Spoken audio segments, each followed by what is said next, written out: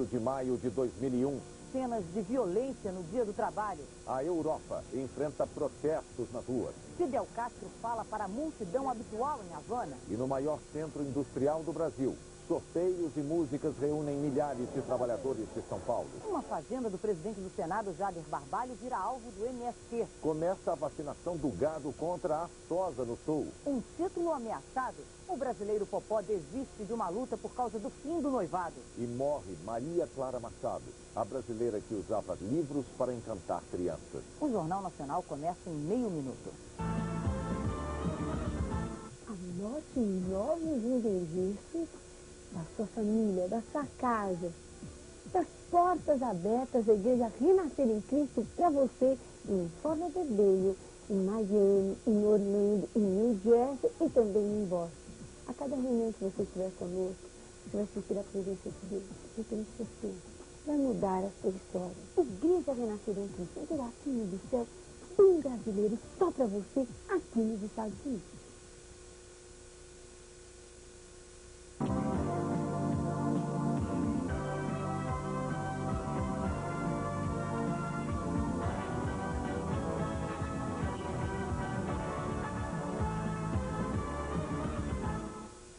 Boa noite. Neste 1º de maio, o Jornal Nacional apresenta aos brasileiros o trabalho de 2 cidadãos. Um é prefeito. Saiu das urnas como vencedor de uma disputa que muitos outros cidadãos dizem ter sido ilegal. E você vai conhecer o resultado do trabalho de uma outra brasileira ilustre, uma integrante do Poder Judiciário, a quem foram contadas as tais ilegalidades. A reportagem é de Idenilson Perim. A administração do prefeito Hélio Bessa, do PTB, espalhou buracos e obras inacabadas por Tefé, a terceira maior cidade do Amazonas, a 400 quilômetros de Manaus. Candidato à reeleição, o prefeito chegou a estar em 5º lugar nas pesquisas de intenção de voto, mas venceu as eleições com vantagem de 1,7 ponto percentual sobre o segundo colocado. Um dos votos foi de Luciano dos Santos, que sempre morou em Manaus.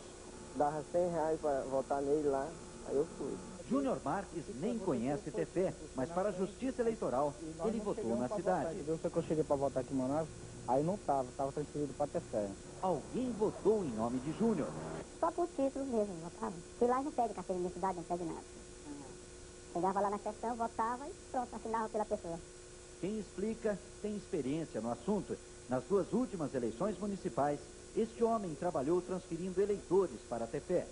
Agora eu transferi uma parte de 280, 300 títulos, né? Agora o Hélio Bessa, como candidato a vereador, veio transferido mais de 2.000. Candidato derrotado a vereador, ele conta que a máfia da transferência de títulos pagava funcionários do cartório eleitoral. Esse título cobrava 150, 200 reais, se levasse mais era 300, 400, dependendo da quantidade. Quanto mais título, mais dinheiro eles pediam. Depois dos títulos transferidos, uma procissão de barcos partiu do Porto de Manaus, levando eleitores para votar em Tefé. Umas 2 semanas antes já começou a viajar pessoas já para se instalar em Tefé, para poder votar, né? Proibido por lei, o transporte de eleitores foi negociado abertamente entre donos de barco e representantes do prefeito de Tefé. Me pagaram as passagens, né? Sem passagem me pagaram. Aí eu dei os tickets para eles distribuíram para os eleitores dele, né? Quem pagou? Foi o representante dele. Deles quem? É do Hélio Bessa.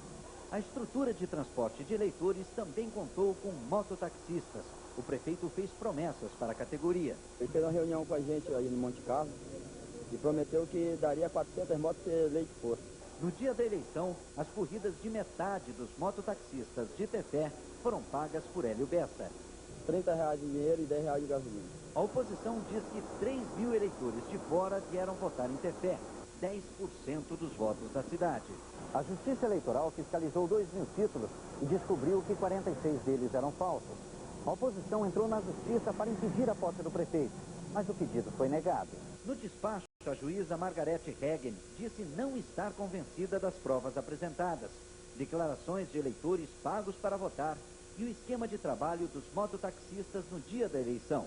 No processo de quase 1.000 páginas estão também cópias de 3 cheques do Fundo Municipal de Saúde.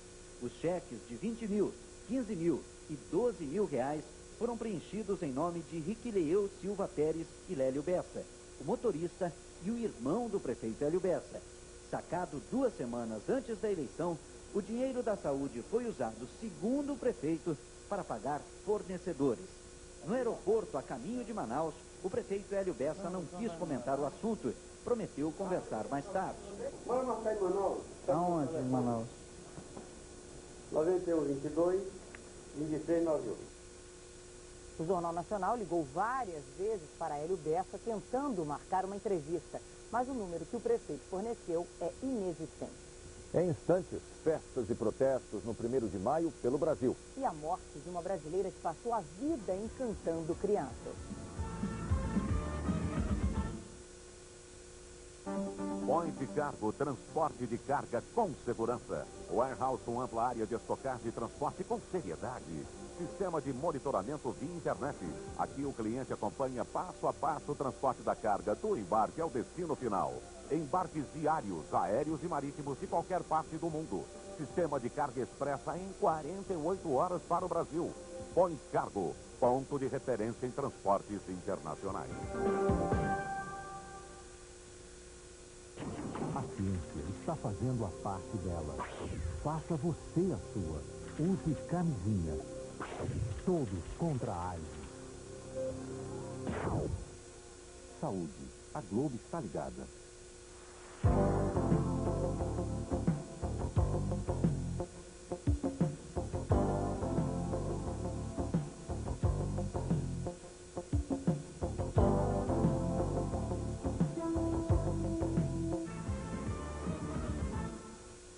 Integrantes do MST estão acampados em frente à fazenda do presidente do Senado, Jader Barbalho, e ameaçam invadir a propriedade no município de Aurora do Pará, a 220 quilômetros de Belém.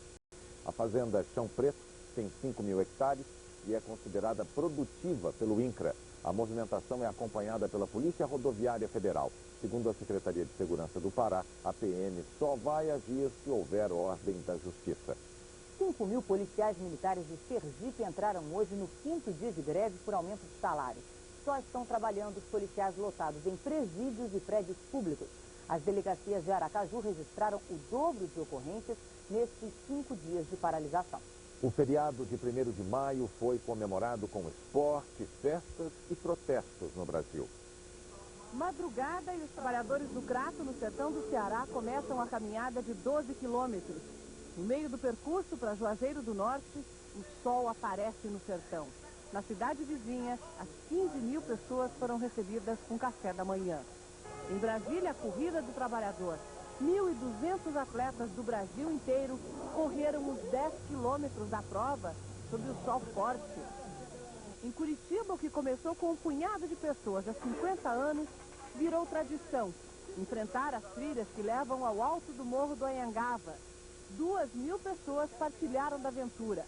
A subida íngreme de 1.400 metros na Mata Atlântica.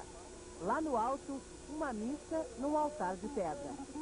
Um dos poucos protestos do dia foi em Belo Horizonte. Contra a globalização, os manifestantes queimaram bandeiras.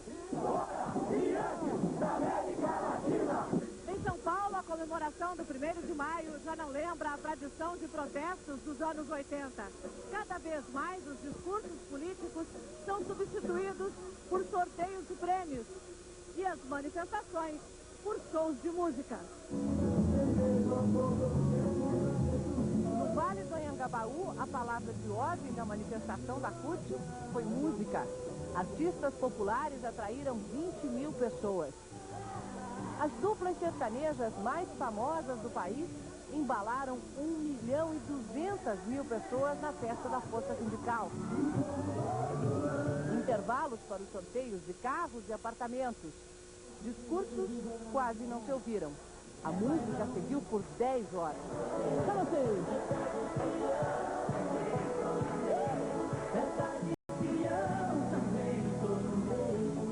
Nesse Dia do Trabalhador foi concluído o projeto de um engenheiro, dono de uma construtora. Há um ano ele quis saber como poderia melhorar a vida dos empregados.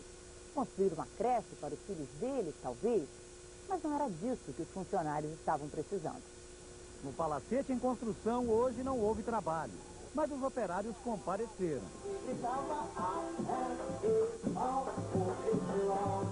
Festa de letras, inauguração de biblioteca.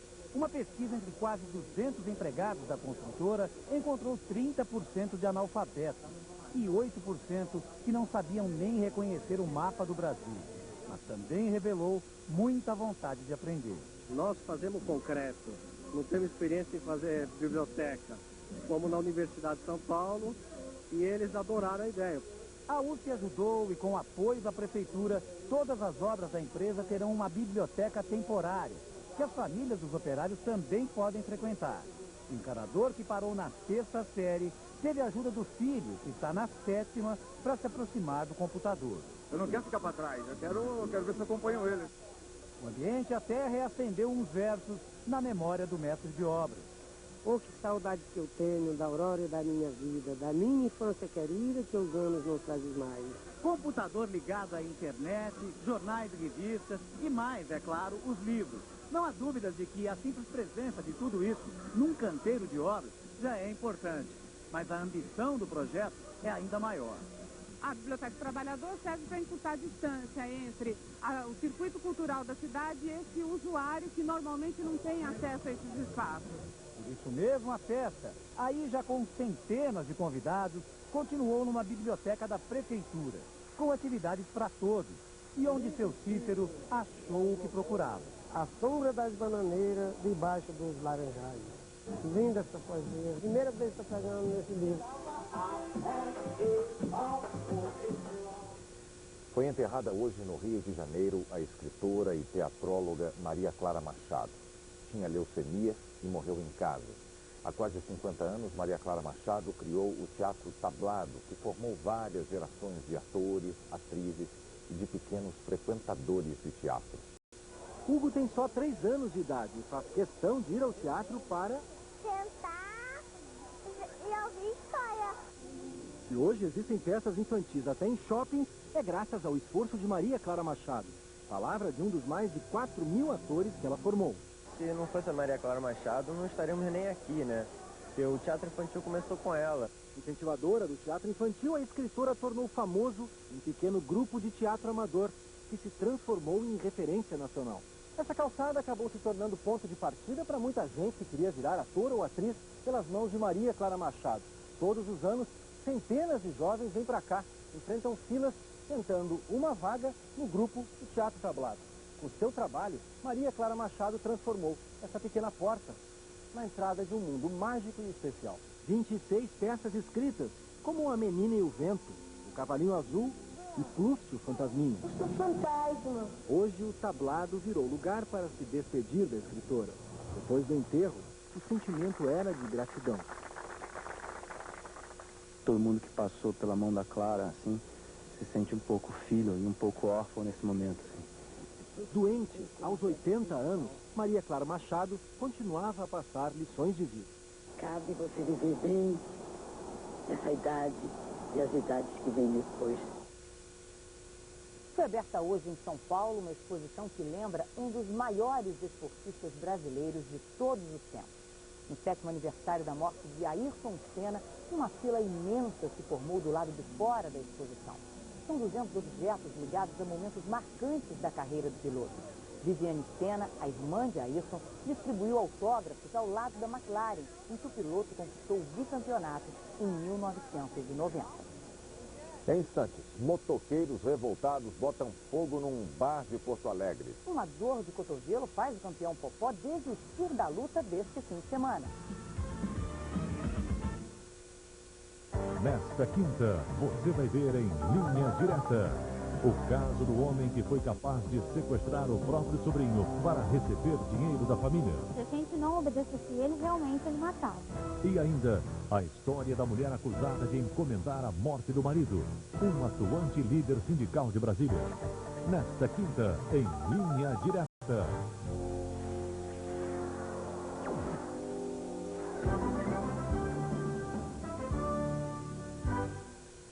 Perca esses quilos a mais e não gaste dinheiro e tempo com sistemas que não funcionam. A solução já está aqui. Saunatronic 2000, perfeito queimador de gorduras sobre o abdômen, cintura, quadris e celulite. O único sistema de calor envolvente que queima toxinas e gorduras por desidratação natural, reduzindo rapidamente até 3 medidas em 2 semanas.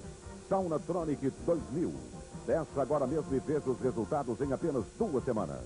Ligue já para o telefone que aparece na tela. Saunatronic 2000.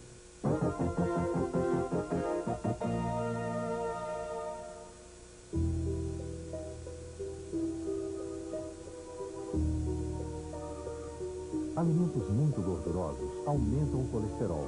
São um risco para o coração. Prefira carnes magras, peixe, queijo branco, verduras, legumes e frutas. Não morra pela boca.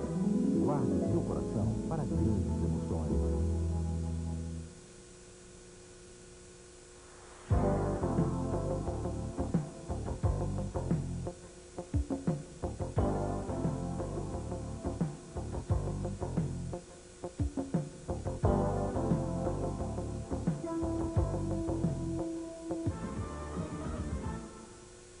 Tumulto hoje de madrugada no centro de Porto Alegre. Companheiros de um motoboy assassinado domingo passado atacaram o bar onde ele morreu com coquetéis molotov. Um motoboy foi detido e liberado em seguida.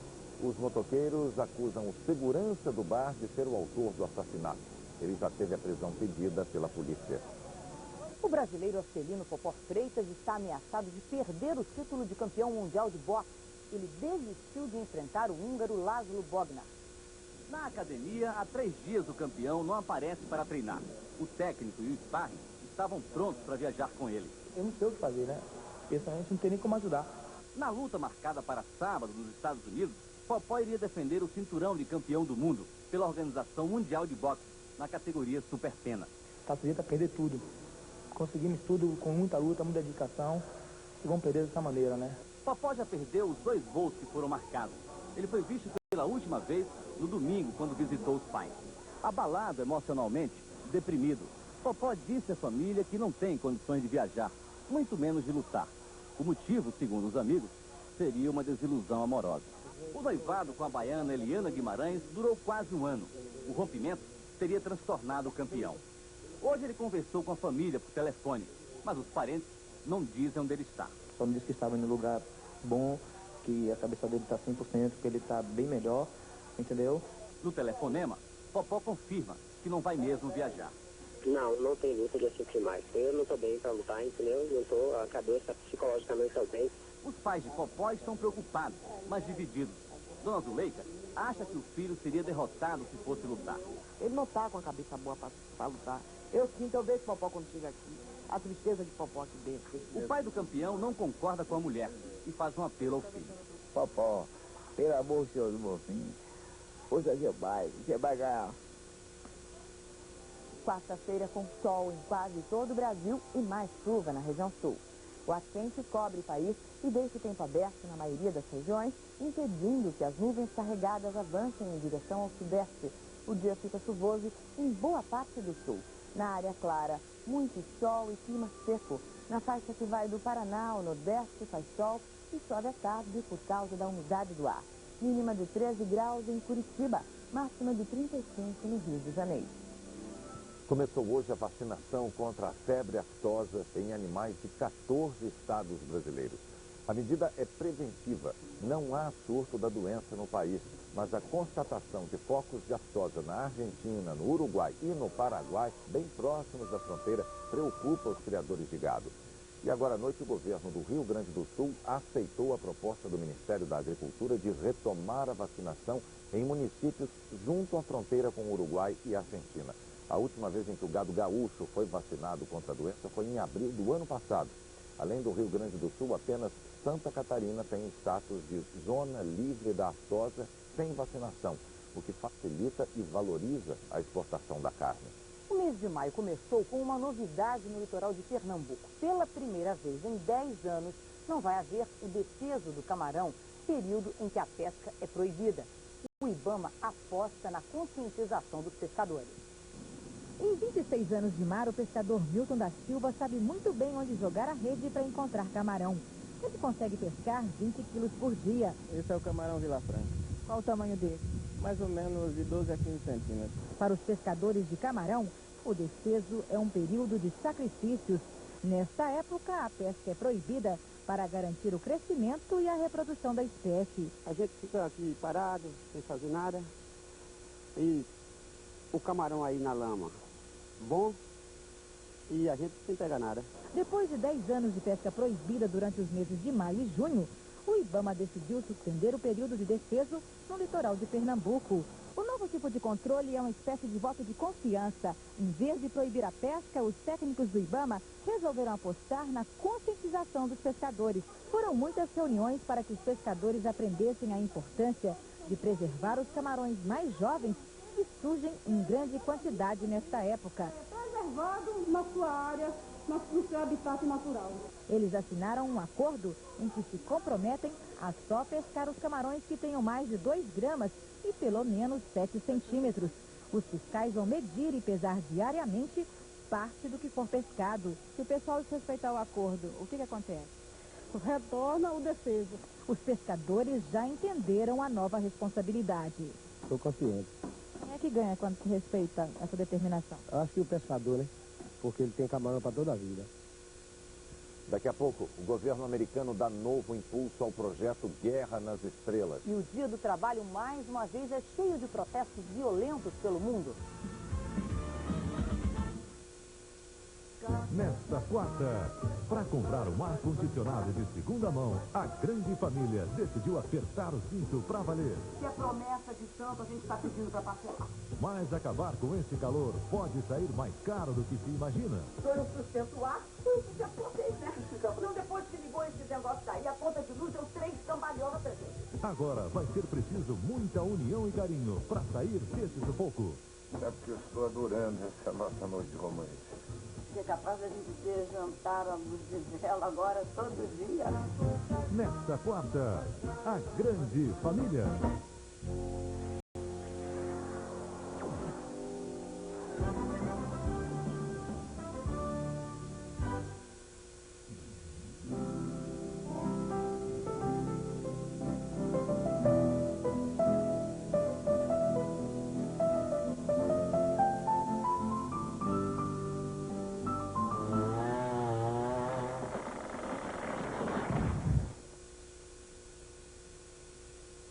Preserve a natureza.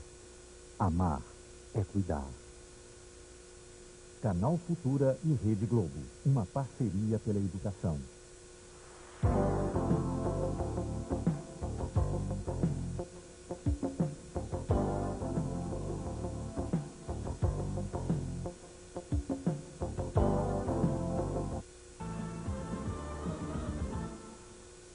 O Unicef e o governo de Benin confirmaram hoje que as crianças encontradas há 2 semanas num navio na costa africana trabalhariam como escravas. O navio aportou em Benin depois de ter a entrada recusada no Gabão e em Camarões. O Unicef esperava encontrar a bordo 250 crianças escravas. Encontrou famílias, supostamente em busca de emprego. Hoje, as autoridades constataram que os adultos e as 40 crianças não se conheciam e que os jovens tinham sido vendidos pelo equivalente a R$30 para trabalhar em minas de ouro no Gabão. O 1º de maio no mundo foi marcado por protestos violentos e provocações. Na Austrália, o alvo era a Bolsa de Valores de Sydney, um símbolo do capitalismo. Na Rússia, as figuras de Stalin e Lenin lideravam o pedido pela volta do velho comunismo e o fim das privatizações. Na Alemanha, os neonazistas marcharam contra a presença dos estrangeiros que acusam de roubar empregos. Coreia do Sul, Turquia, Suíça, protestos globais contra o mundo das grandes corporações. Em Londres, a ordem era tolerância zero. Na central da Scotland Yard, cada rua era monitorada. A estátua de Winston Churchill foi embrulhada para evitar o que aconteceu no ano passado com o símbolo da vitória britânica sobre o nazismo.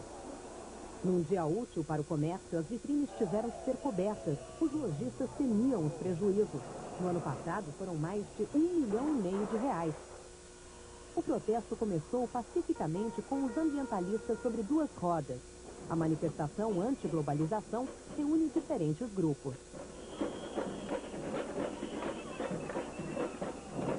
Anarquistas, anticapitalistas, movimentos que defendem o fim da dívida do terceiro mundo, o fim do trabalho infantil, grupos que brigam contra a monarquia, todos se reuniram neste ponto de Londres, o principal centro comercial da cidade.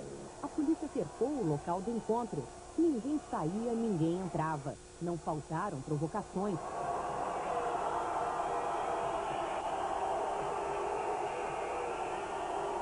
Aos poucos, a polícia liberou os ativistas. Foi na volta para casa que houve confusão. Do lado de cá do Atlântico, nos Estados Unidos, o Dia do Trabalho só é comemorado em setembro. Como hoje não foi feriado, comércio e mercado financeiro funcionaram normalmente. Em Cuba, o presidente Fidel Castro reuniu milhares de pessoas numa manifestação contra a área de livre comércio nas Américas.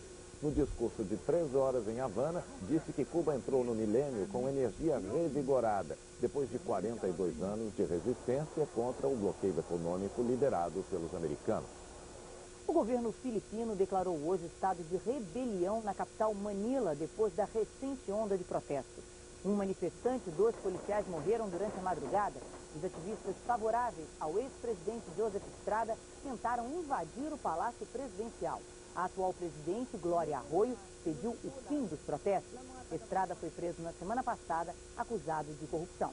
O presidente americano George Bush anunciou hoje que vai construir um sistema de defesa capaz de proteger os Estados Unidos de qualquer ataque de mísseis intercontinentais. A decisão fez o mundo relembrar o velho projeto americano apelidado de Guerra nas Estrelas, uma herança dos tempos em que americanos e soviéticos disputavam o domínio do planeta.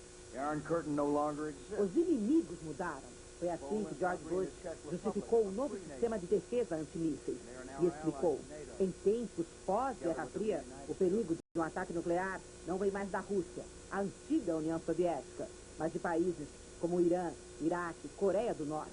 Com o novo sistema, armas que formam uma espécie de escudo seriam capazes de derrubar mísseis inimigos durante o voo ou logo depois do lançamento, por terra, mar, ar.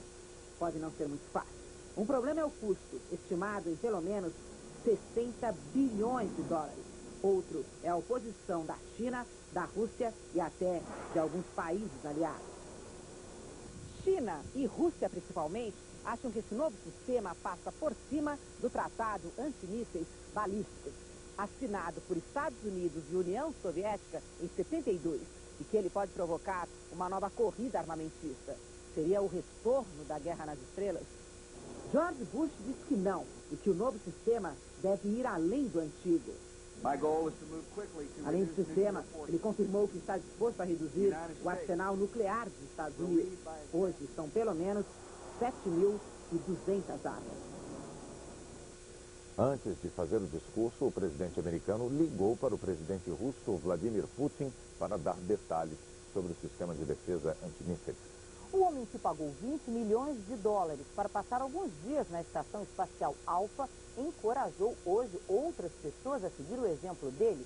No segundo dia na estação, Tito disse que não é preciso ser um super-homem para viajar pelo espaço.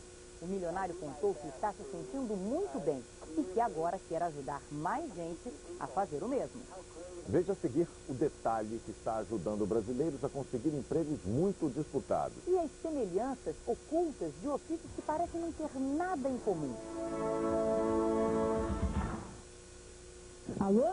Oi, Leila, tudo bem? Oi, Nequinho, tudo ótimo. Vou precisar passar mais alguns dias por aqui. Agora, como você vai mandar mais dinheiro para mim? Fácil, extremamente fácil. Pela Intertransfers, o dinheiro chega no banco rapidinho. A Intertransfers tem o melhor atendimento aliado à mais alta tecnologia. O seu dólar vale mais nas remessas sem taxa para o Brasil, para qualquer valor e de qualquer lugar dos Estados Unidos.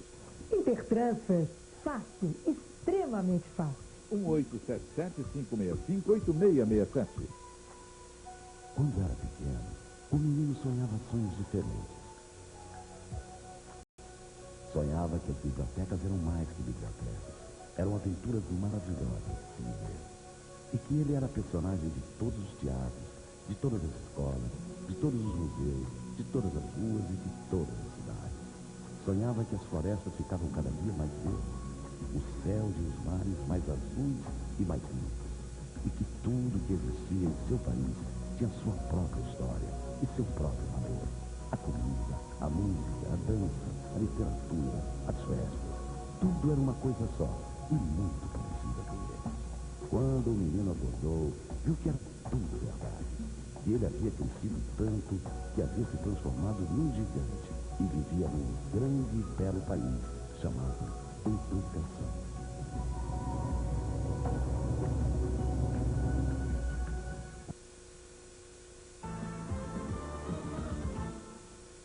No período em que o Brasil enfrentava a situação mais dramática de desemprego, 2 anos atrás, era comum ouvir especialistas em mercado de trabalho defendendo a qualificação e a requalificação dos trabalhadores como soluções para o problema. Em 2001, esse esforço não perdeu importância, mas algumas empresas incluíram mais um critério na hora da contratação. Logo que chegou ao Rio, o gaúcho Cristiano iniciou a busca. Queria encontrar uma entidade séria para ajudar. As portas se abriram nessa creche, na zona norte da cidade. Cristiano se encantou com as crianças. Nas horas de folga, traz comida, presentes, ou vem simplesmente brincar com elas. Você tem que fazer alguma coisa, nem que seja pequena. Então isso que vale a pena. Cristiano sempre gostou de ajudar os outros, só não imaginava que esse trabalho voluntário pudesse fazer diferença também aqui, no mundo profissional. Esse é o currículo dele. Muitos cursos, especializações, mas Cristiano só foi contratado por causa de uma informação que está aqui no fim. Participação voluntária em várias campanhas sociais.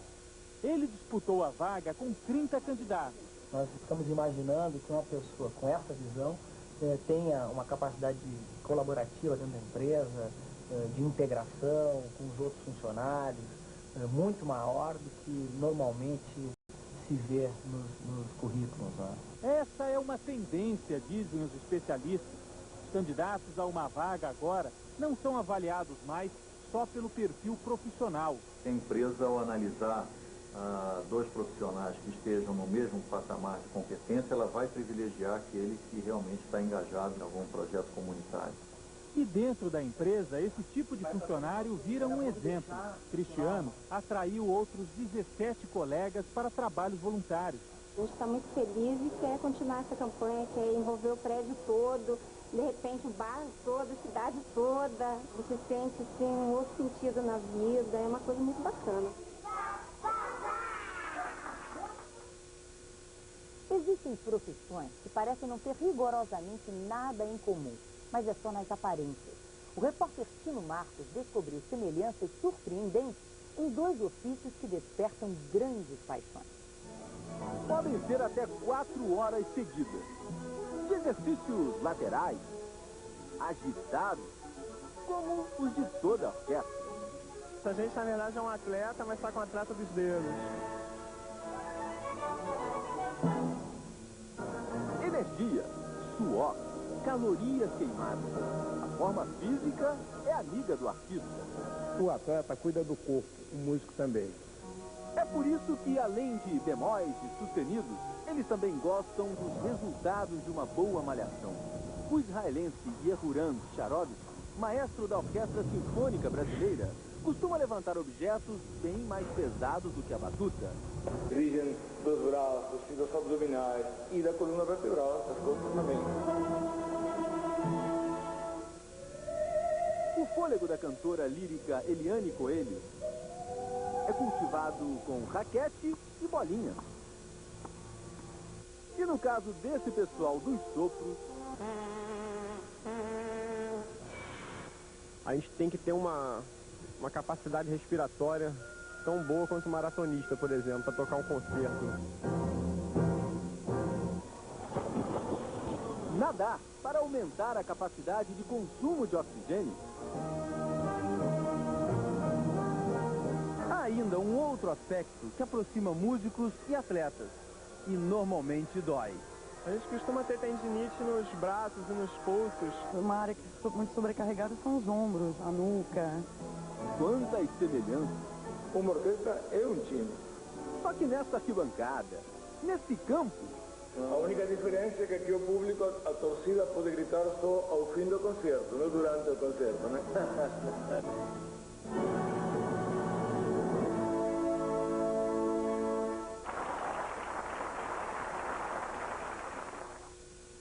O maestro Yehuram Sharovsky chega a perder 3 quilos durante um concerto de 4 horas de duração.